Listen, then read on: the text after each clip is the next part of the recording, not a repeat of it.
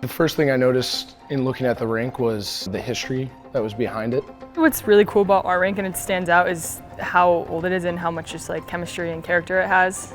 When I toured here, I think the first thing that stood out to me was just the history behind the stage. And then I actually got to watch a game here, and I could really feel the energy in the building, and it was truly awesome.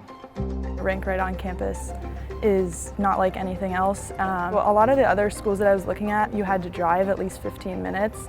And so to be able to have something that you could just walk over from your dorms, we get people who can just stop in, and maybe you wouldn't get as many people if it was far away. Having the student body be able to come to a central place on campus and really rally together, that was something that stood out to me and something I just love about the rink.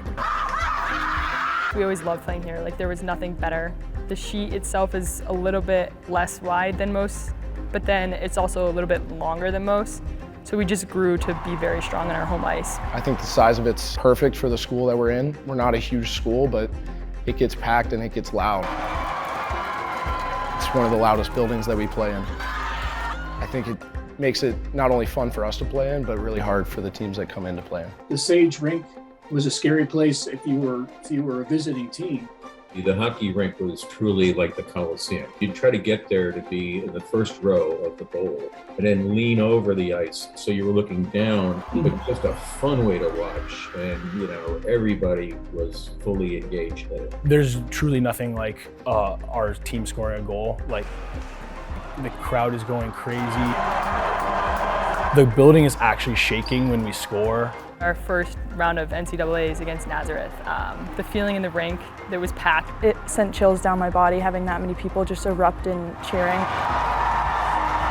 The coach of the Nazareth team even said, like, it makes the team hard to beat when they have that many people backing them.